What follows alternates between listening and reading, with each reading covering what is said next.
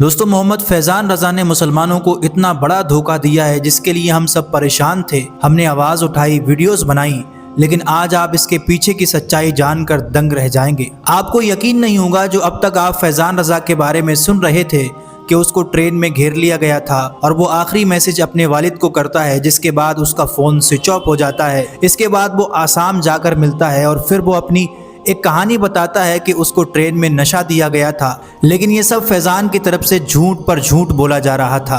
मुसलमानों के जज्बात के साथ फैज़ान रज़ा ने बहुत बड़ा खिलवाड़ किया है। इसकी पूरी सच्चाई निकलकर दोस्तों सामने आ चुकी है कि इसने मुसलमानों के साथ इतना बड़ा धोखा क्यों किया। ये सच्चाई खुद फैज़ान रज़ा की ज़ुबानी आप सुनिए। इस वीडियो को पूरा ध्यान से देखिएगा, फिर आगे इसकी पूरी सच्चाई आपको बताएंगे।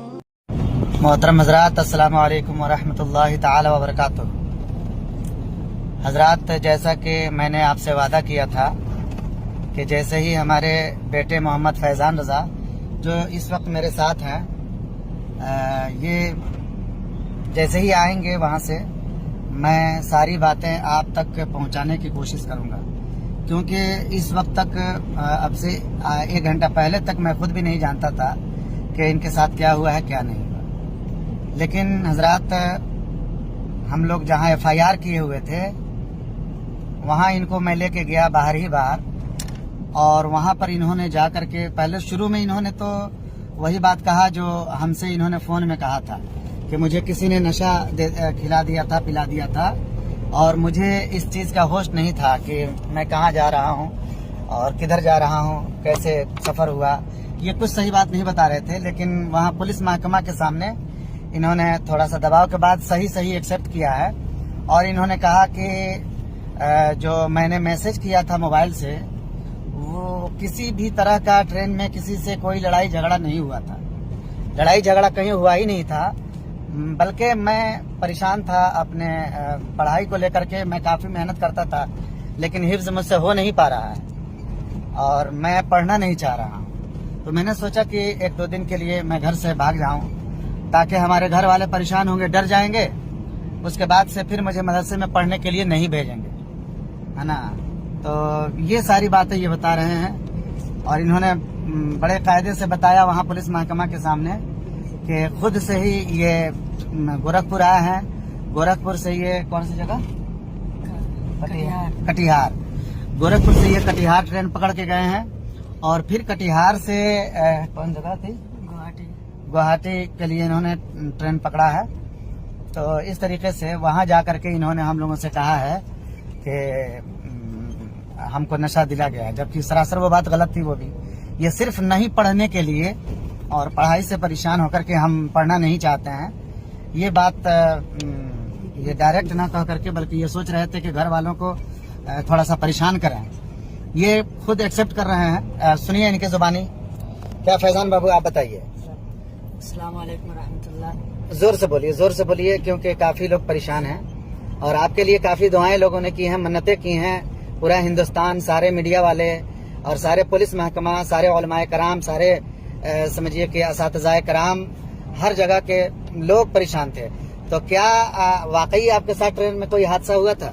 नहीं, हमारे साथ कोई ट्रेन में हादसा नहीं हुआ था। किसी ने आपके साथ कोई मारपीट की थी? नहीं, हमारे साथ कोई भी मारपीट या कोई भी हादसा हमारे साथ नहीं हुआ था। अच्छा, जो बात मतलब मुझसे बताया है, जो मैं अभी बोला हूँ, वही बात है जी सब। यानी कि आपने खुद अपनी मर्जी से ये सारा काम किया है, किसी भी नशे की हालत में ऐसा कुछ नहीं हुआ? नहीं, कोई भी नशा की हालत में कोई भी काम नहीं हुआ। तो हजरत, आपने सुन लिया, इन्होंने अपनी गलती को एक्सेप्ट किया है। तो पूरे देशवासियों से आप क्या कहना चाहेंगे आप अपनी इस गलती पर? मैं बहुत शर्मिंदा हूँ कि मैंने ये कदम उठाया। मैं ये नहीं चाहता था कि ये इतना बड़ा सवाल मुद्दा ये उठ जाएगा। मुझे इतना नहीं खबर था कि ये मुद्दा इतना ज़्यादा उठ जाएगा। मुझे बस घर वालों से ऐसे ही बस डराने की वजह से मैं ऐसे काम कर गया, और मुझे बहुत शर्मिंदगी महसूस हो रही है। मैं सबसे माफ़ी मांगना चाहता हूँ, मुझे सब लोग माफ़ कर दीजिए। मैं गुनाहगार हूँ, मैं मानता हूँ सबके दिल को ठेस पहुँची है। मैं बहुत बड़ा गुनाहगार हूँ, और आइंदा से मैं कभी भी ऐसी हरकतें नहीं करूँगा, और हमें आप सब लोग माफ़ कर दीजिएगा। تو حضرات آپ نے سن لیا، میں نے جیسا وعدہ کیا تھا کہ جیسے ہی مجھے ملیں گے انشاءاللہ تعالیٰ ساری باتیں منظر عام پر آئیں گی۔ تو جی دوستو، اس ویڈیو میں آپ نے سنا اور دیکھا جس فیضان کے لیے ہندوستان کے سارے مسلمان پریشان ہو رہے تھے، دعا کر رہے تھے، بچے بوڑھے جوان سب، کہ اللہ کرے یہ بچہ گھر واپس آ جائے، صحیح سلامت آ جائے۔ اب جا کر راز کھلا کہ وہ تو پڑھائی چھوڑنے کے لیے اس کا بنایا ہوا پلان تھا۔ اس فیضان رضا کا پڑھنے کا دل نہیں کر رہا تھا، پڑھائی میں محنت لگتی تھی، سبق یاد نہیں ہو رہا تھا، تو پڑھائی کو چھوڑنے کے لیے انہوں نے یہ ہندو مسلمان والا اینگل ڈالا۔ ٹرین میں جا کر خود اپنے والد کو میسج کر کے بتایا کہ مجھے پیٹا جا رہا ہے اور میں چھپ کر میسج کر رہا ہوں، جس کے بعد خود موبائل سوئچ آف کر کے آسام نکل گیا تاکہ گھر والے بچے کی جان کو خطرے میں دیکھ کر اسے پڑھائی پر جانے سے روک لیں۔ یہ تھی اس فیضان رضا کی پلاننگ اور جھوٹ پر جھوٹ جو اس نے مسلمانوں سے بولا، جو اس کی فکر کے لیے ہر منٹ پر اس کے والد کو فون کر کے پوچھ رہے تھے کہ بیٹا ملا کہ نہیں۔ اب پتہ چل رہا ہے کہ وہ تو سب اسی کی بنائی ہوئی پلاننگ تھی تاکہ پڑھائی سے بچ سکے۔ اب میں آپ سے پوچھنا چاہتا ہوں کہ اگر خدا نخواستہ فیوچر میں ایسا کوئی واقعہ کسی مسلمان کے ساتھ ہو جاتا ہے تو کیا لوگ بھروسہ کریں گے؟ کیا انہیں یہ بات یاد نہیں آئے گی کہ اس بچے نے کتنا بڑا دھوکہ کیا مسلمانوں کے ساتھ، کس طرح کا کھلواڑ کیا ہے؟